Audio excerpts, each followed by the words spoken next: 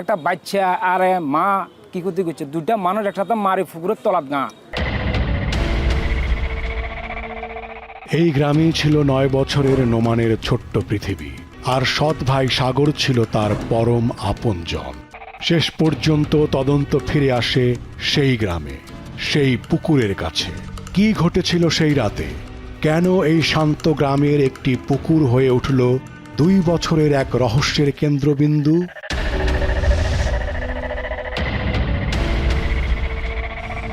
আদালতের একটি নতুন নির্দেশ বদলে দেয় তদন্তের গতি। আর তারপর একে একে সামনে আসে এমন কয়েকজনের নাম যারা এতদিন গায়ে হাওয়া লাগিয়ে ঘুরছিলেন। নিবিড় জিজ্ঞাসাবাদে অবশেষে শেষ হয় ছলচাতুরির খেলা। আর গ্রামের সেই পুকুর যাকে ঘিরে এতদিন কমলার স্বজনদের সন্দেহ ঘুরপাক খেয়েছে, সেখানেই হয় চূড়ান্ত অভিযান। কি উঠে আসে পুকুরের গভীর থেকে, আর কিভাবে মেলে ২ বছরের সব প্রশ্নের উত্তর?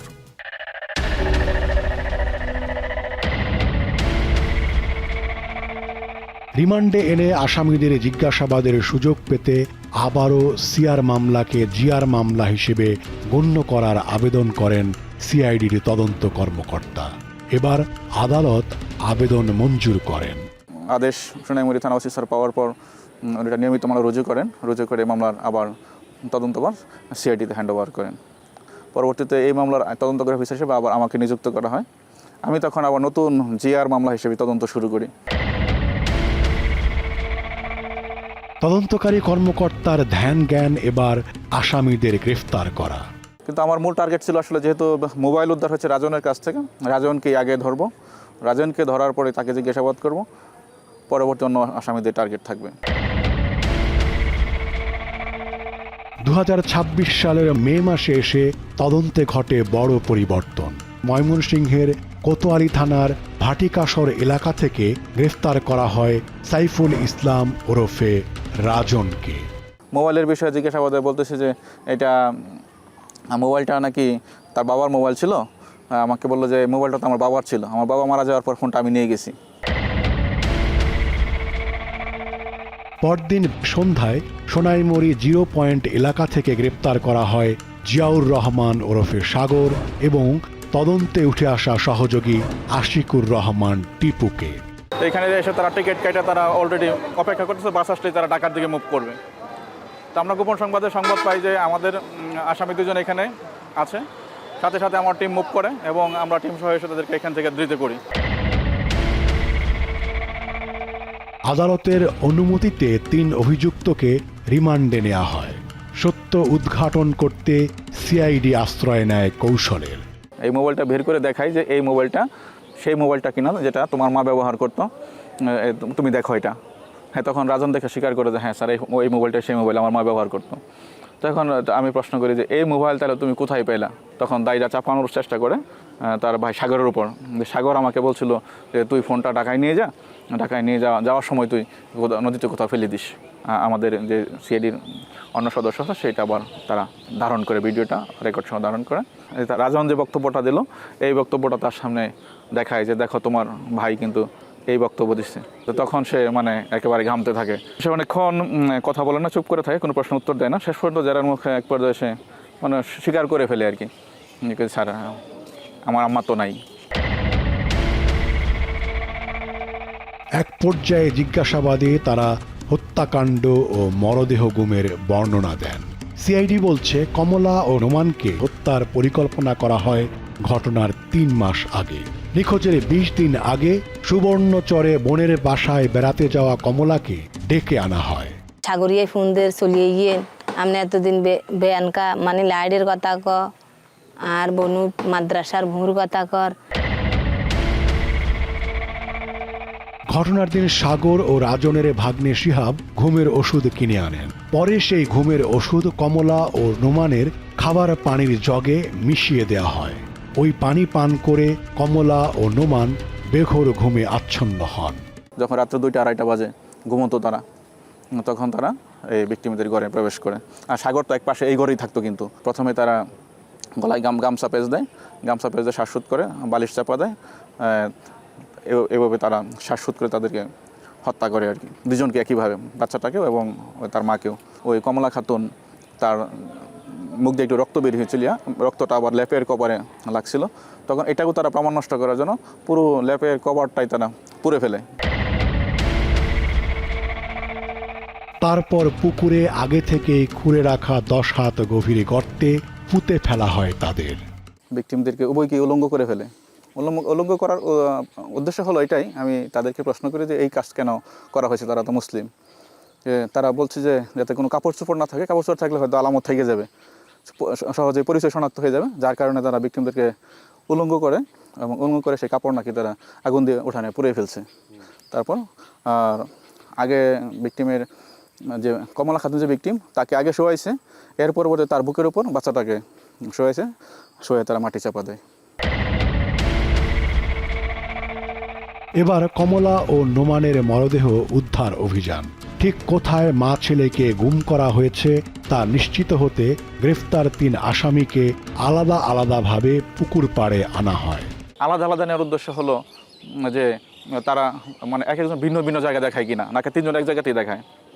তো তখন আমরা যখন তাদেরকে সিঙ্গেল নিয়ে যাই এবং তাদের 3 জনের দেখানোটা একই জায়গায় ছিল। পুকুর তো আসে পানিতে ভর্তি, তখন আগে তো পুকুর সেচতে হবে।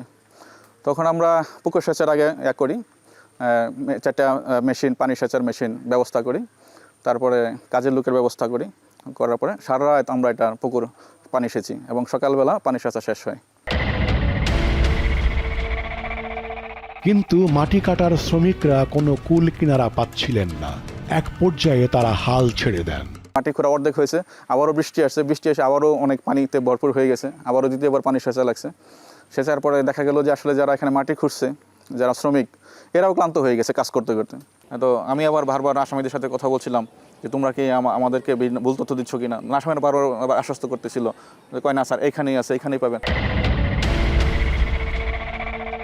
কাকতালীয়ভাবে আবু আমিনের বাড়ির পাশেই মেলে মাটি কাটার অত্যাধুনিক যন্ত্র, আর তাতেই উঠে আসে 2 বছর পুরনো রহস্যের সমাধান। আসলে মূলত ডেড বডি দুটো ছিল এই যে উঁচু গাছগুলো দেখতে পাচ্ছেন, এই কোণাটায় এখানেই ছিল। তারপরে বেকুটা বসাইছিল এই জায়গায়, এখান থেকে তারপরে মাটিগুলো খুঁড়ে উপরে ওঠায় এবং ওই মাটি খোঁড়ার সাথে সাথে ভিকটিমেদের চুল, হাড়, মাথার খুলি টুলি সব উঠে চলে আসে। কমলা ও নোমানের কঙ্কাল উদ্ধার হওয়ার ঘটনা জয়াকবাসীর কাছে ছিল অবিশ্বাস্য। যদি এটা যদি উদ্ধার যদি না হতো, তাহলে সমাজের মানুষ এটা কোনোদিনও বিশ্বাস করতো না। কিলে বিশ্বাস করতো না, কি আদর, মহব্বত, ভালোবাসা, এই ভালোবাসা ভিত্তির দিকে মারতে হারেনি। হাজার হাজার বিক্ষুব্ধ গ্রামবাসী এই ঘটনার বিচার নিজেদের হাতে তুলে নিতে চেয়েছিলেন।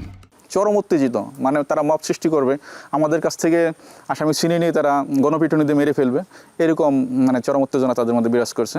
এবং তো শেষ পর্যন্ত আমরা অনেক কষ্ট করে আসামিদেরকে সেভ করতে সক্ষম হয়েছি আর কি, আমরা এখান থেকে নিয়ে যেতে পারছি। মা ছেলে হঠাৎ গায়েব হয়ে গেছে, আর ওরা এলাকায় এমনভাবে চলছে যে আসলে কিছুই হয় না, তো মানুষ ক্ষুব্ধ হবে না? মানে আমি যদি চোখে না দেখতাম তখন আমি বিশ্বাসও করতাম না যে এরকম কিছু এরা করছে। আমি তো আজও আমার বিশ্বাস এখনো আসে না যে মা এবং বাচ্চাকে সে মারছে। বৈজ্ঞানিকভাবে পরিচয় নিশ্চিত হতে পুকুর খুঁড়ে পাওয়া কঙ্কাল পাঠানো হয় সিআইডির ডিএনএ ল্যাবে। এটা আসলে প্রকৃতপক্ষে সেই ভিকটিম কিনা, বিচারকালে সেই বিতর্ক যেন সৃষ্টি না হয়, সেই জন্য আমি এটা ডিএনএ করার চিন্তা করি যে আমরা ডিএনএ করাই রাখবো। অলরেডি ডিএনএ রিপোর্ট হাতে পেয়েছি, ডিএনএ রিপোর্টও এবং এটা ম্যাচ করেছে যে ওই যে ছোটো নোমান এবং তার মায়ের সাথে তার ডিএনএ ম্যাচ করেছে, মানে তার ছেলে, তারা জৈবিক মা এবং ছেলে। আবার নোমানের যে সৎ ভাই, যে আসামি রাজনের সাথে ডিএনএ ম্যাচ করেছে যে তারা জৈবিক সৎ ভাই 2 জন পরস্পর। আর কমলা খাতুনের ভাই ইসমাইল এবং বাদী যে এই মামলা রহিমা, তাদের সাথে ডিএনএ ম্যাচ করেছে যে তারা জৈবিক ভাই বোন। মানে এখন নিশ্চিত আমাদের এই তদন্ত একেবারেই প্রপারলি প্রুফ হয়েছে যে এই ভিকটিম সেই ভিকটিম এবং এই ভিকটিমকেই আসামিরা হত্যা করেছে এবং এখানে গুম করেছিল। সিআইডি জানিয়েছে বাকি আসামিদের গ্রেফতার করার চেষ্টা চলছে।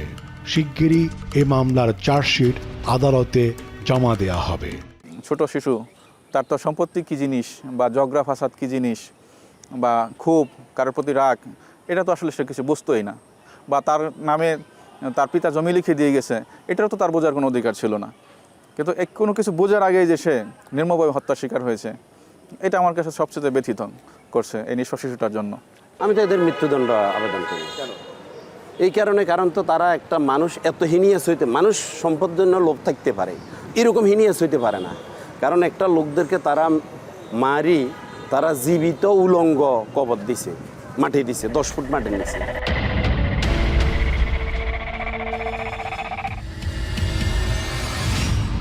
লিখে দেওয়া সম্পত্তির 10 হাত মাটির নিচেই নির্মম পরিণতি। এই ভাগ্যের পরিহাস নিয়ে আরও আলোচনা করব। সহকর্মী ওমর ফারুক আছেন আমাদের সঙ্গে।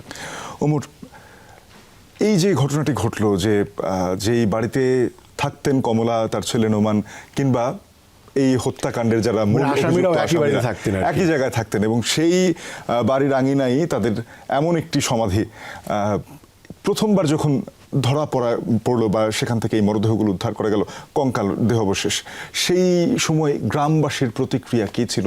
তারা তো ক্ষুব্ধ হয়েছিলেন। 3 জন আসামি এসে সুনির্দিষ্টভাবে দেখিয়ে দিয়ে গিয়েছে আলাদা আলাদাভাবে, তারপরেও কিন্তু গ্রামবাসী বিশ্বাস করেন না যে তারা এই ঘটনাটি ঘটিয়েছে। পরে যখন এই ঘটনাটি প্রকাশ পেল এবং সেখান থেকে মা এবং ছেলের এই মানে দেহাবশেষ বেরিয়ে আসলো, তখন কিন্তু মানে ক্ষোভ, যেটা হচ্ছে একসময় সহমর্মিতা ছিল, এটা একসময় প্রচণ্ড ক্ষোভের রূপ নেয়। এবং গ্রামবাসী এবং মানে তদন্ত কর্মকর্তা, ওদের সাথে আমরা যদি কথা বলে জেনেছি যে তাদেরকে আসলে মব করে একদম গণপিটুনি দিয়ে সেখানেই মেরে ফেলার একটা চেষ্টাও কিন্তু সেখানে হয়েছিল। কিন্তু এই পুলিশ আগে থেকে কিন্তু ভেবেছিল যে এরকম একটা ঘটনা তারা আসলে তীব্র জনরোষের মুখে পড়তে পারে, এই জন্য পুলিশ আগে থেকেই বাড়তি প্রস্তুতি নিয়ে গিয়েছিল। হ্যাঁ, গিয়ে তাদেরকে উদ্ধার করে নিয়ে আসে, অর্থাৎ প্রচণ্ড ক্ষোভ কিন্তু আসলে ছিল। এটিও ভাগ্যের নির্মম পরিহাস যে যেই সম্পত্তির জন্য সৎ মা এবং সৎ ভাইকে এভাবে হত্যা করা হলো, সেই সম্পত্তি যারা এখন জেলে আছেন তারা কি এই সম্পত্তি ভোগ করতে পারবে না? তাদের জীবদ্দশায় তাদের কি বেরিয়ে পড়ার বা জামিনে মুক্তি পাবার কোনো ধরনের কোনো সুযোগ থাকে, যেহেতু অকাট্য বেশ কিছু প্রমাণ ডিবির হাতে রয়েছে? এখনই আসলে বলা যাচ্ছে না যে আদালত আসলে কি সিদ্ধান্ত নেন। এখন তদন্তকারী কর্মকর্তারা একটা তদন্ত করে কিছু তথ্য প্রমাণ তারা হাজির করেছেন, আদালত এটা কতটা গ্রহণ করবেন, তারা আদৌ চূড়ান্তভাবে দোষী কিনা সেটা কিন্তু আমরা এখনই বলতে পারছি না। এর ছাড়াও যদি তারা দোষী হন, দণ্ডিত হন, সেটা হচ্ছে হত্যার জন্য, কিন্তু জায়গার যে উত্তরাধিকার, সেই অধিকার থেকে তারা বঞ্চিত হবেন সেটা কিন্তু আসলে আমরা আসলে বলতে পারছি না। সেটা আসলে আবার দেওয়ানি আদালতের আরেকটা বিচারের বিষয়।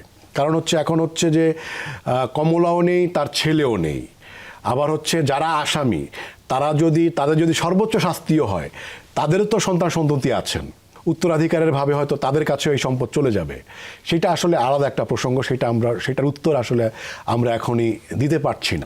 ওমর, এই ঘটনার বিস্তারিত আপনি তুলে ধরেছেন এবং আমরা পারিবারিক বিরোধের আরও একটি ভয়ানক রূপ, আরও একটি ভয়ানক ঘটনা আমরা দেখলাম। আপনাকে অসংখ্য ধন্যবাদ এই ঘটনাটি সবার মাঝে জানানোর জন্য। একজন মা, একটি অবুঝ শিশু, নিজেদের বাড়ির পুকুর তাদের শেষ ঠিকানা হওয়ার কথা ছিল না। লোভ আবু আমিনের পুরো পরিবারকেই শেষ করে দিয়েছে। সম্পর্ক যেখানে জমি জমার হিসেবের কাছে এভাবে হার মেনে যায়, সেখানে আসলে হেরে যায় গোটা মানবিকতাই। কমলা ও নোমানের জন্য ন্যায় বিচার এখনো সম্পন্ন হয়নি। বাকি আসামিদের গ্রেপ্তার, চার্জশিট, আদালতের রায়, এই দীর্ঘ পথ এখনো বাকি। কিন্তু এই ঘটনা আমাদের মনে করিয়ে দেয়, যত সময় লাগুক কোনো অপরাধী চিরদিন আড়ালে থাকে না। একটি বন্ধ ফোনের সিগন্যাল থেকে একের পর এক সূত্র ধরে এগিয়ে যাওয়া তদন্ত প্রমাণ করে ধৈর্য আর দক্ষতার হাত ধরে সত্য একদিন সামনে আসবেই।